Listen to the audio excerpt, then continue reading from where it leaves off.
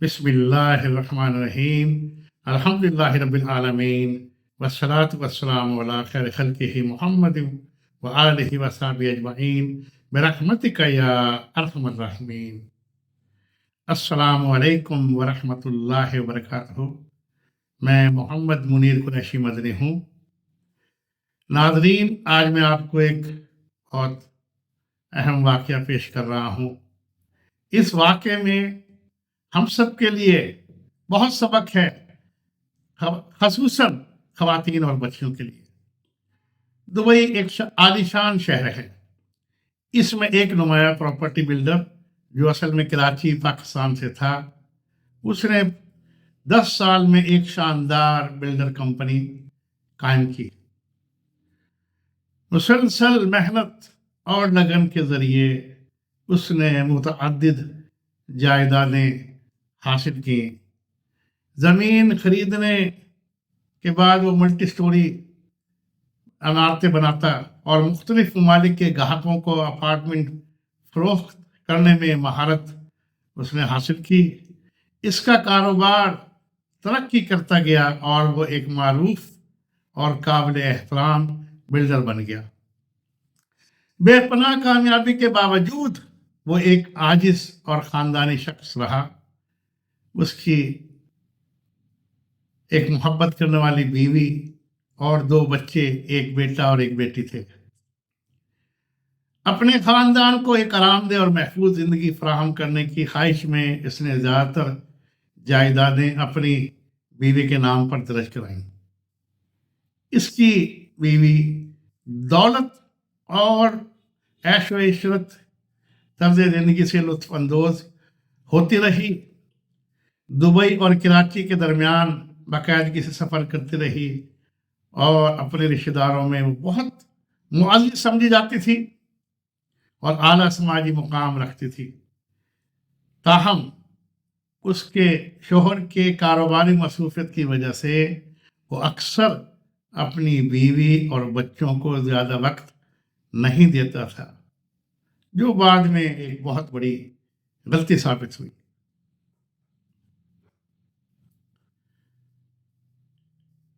इस औरत की बज़ाहिर मुकम्मल ज़िंदगी में एक गैर मुतवक्का धोखा सामने आया।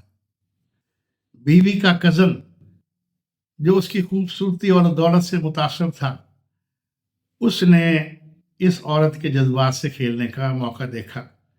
जब भी वो कराची जाती, उसका कज़न सबसे पहले उसे एयरपोर्ट पर लेने आता, उसे बेशुमार तारीफ़ी जुमले कहता, उसकी हर चीज़ की तारीफ़ करता। वो हमेशा उसके लिबास, उसकी शख्सियत और उसके अंदाज की मदहसराई करता। उसे ऐसा महसूस कराता जैसे उसका शौहर उसकी बिल्कुल कदर नहीं करता।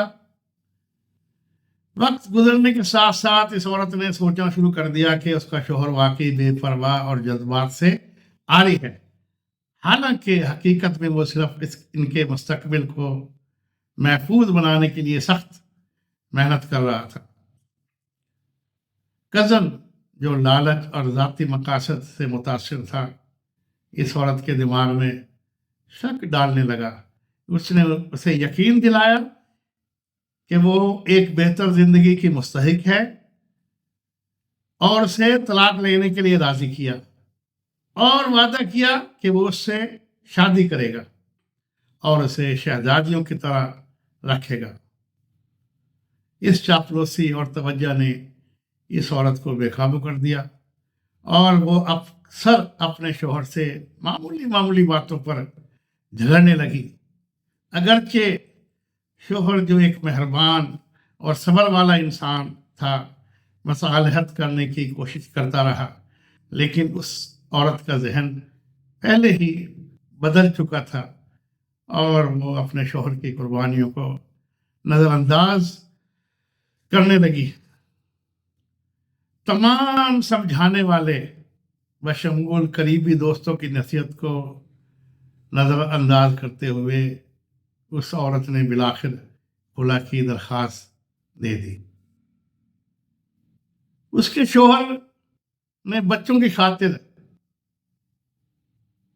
بہت سی درخواستیں کی لیکن تمام درخواستیں رائے گا گئیں اور عدالت نے طلاق دے دی. لیکن حیرت انگیز طور پر دونوں بچوں نے اپنی ماں کے ساتھ جانے سے انکار کر دیا اور اپنے والد کے ساتھ رہنے کی خواہش ظاہر کی. تو عدالت نے بچوں کی مکمل تحویل والد کو دے دی، جس سے ماں اپنے ہی بچوں سے محروم ہو گئی. یہ ایک تلخ حقیقت تھی، لیکن وہ عورت اپنے نئے خوابوں میں اس قدر مگن تھی کہ اسے اس نقصان کا احساس تک نہ ہوا. اپنی آزادی کے ساتھ وہ جلد از جلد اپنے کزن سے شادی کرنا چاہتی تھی. تاہم اس کے سابق شوہر نے اس ساری سازش کو سمجھتے ہوئے قانونی چارہ جوئی شروع کر دی تاکہ وہ تمام جائیدادیں واپس حاصل کرے جو اس کے نام پر تھی. اس نے عدالت میں موقف اختیار کیا کہ یہ جائیدادیں اس کی محنت کی کمائی تھیں اور ان کا حق صرف اس کے بچوں کو ملنا چاہیے.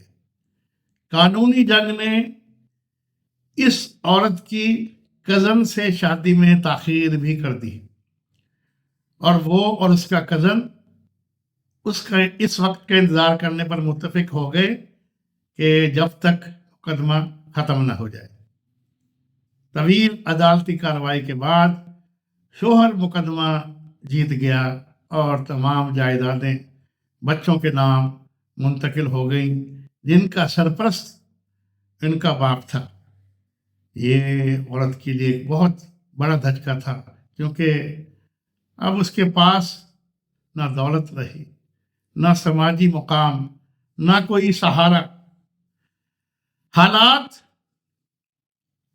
اور بھی خراب ہو گئے جب اس نے اپنے کزن سے شادی کے لیے کہا اور وہ کزن ہچکچانے لگا اور بالآخر اس نے مکمل طور پر انکار کر دیا اور یہ کہہ کر کہ اگر وہ اپنے شوہر اور بچوں کی وفادار نہیں رہی تو وہ کسی اور کے ساتھ بھی یہی کر سکتی ہے.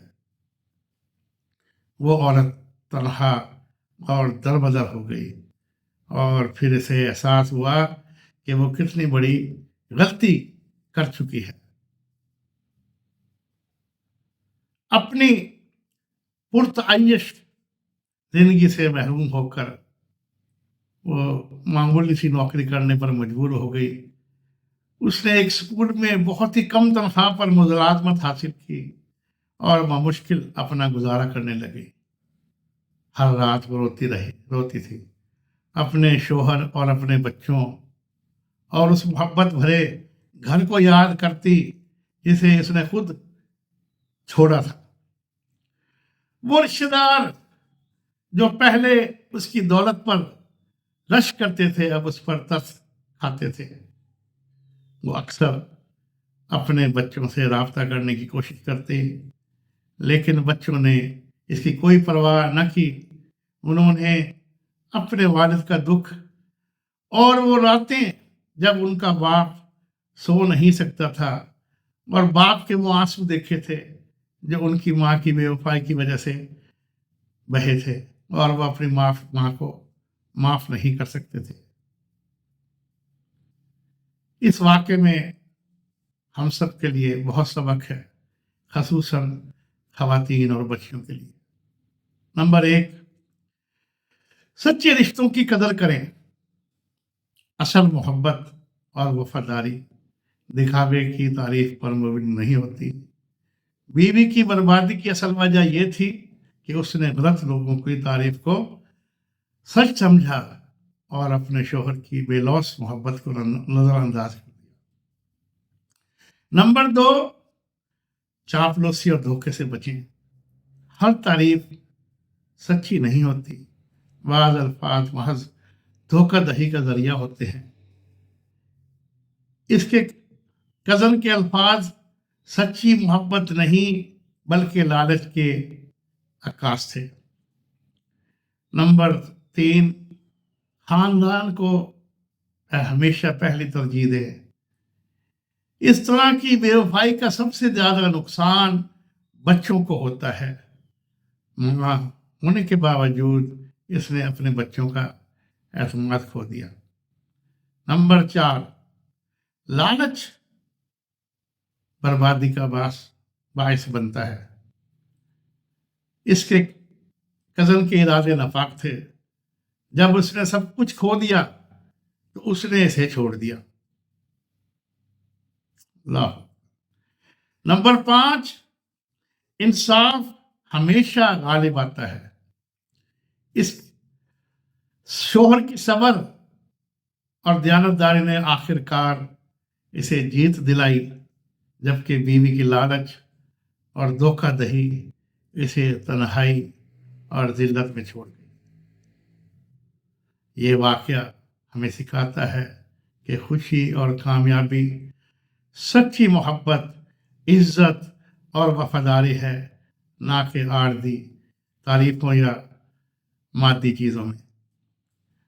اللہ عز و جل ہم سب کو دین اسلام پر چلنے اور 5 وقت نماز پڑھنے کی توفیق عطا فرمائے۔ میاں بیوی اور بچوں میں خوب پیار اور محبت عطا فرمائے۔ ہمیں ہمارے گھروں کو بدخواہوں کے شر سے اور جادو ٹونا سے، جن و جنات سے محفوظ فرمائے۔ ہم سب کے رزق میں، روزگار میں، عزت میں، وقار میں اضافہ اور برکت عطا فرمائے۔ آمین ثم آمین۔ جزاک اللہ خیر۔ اللہ حافظ ناصر۔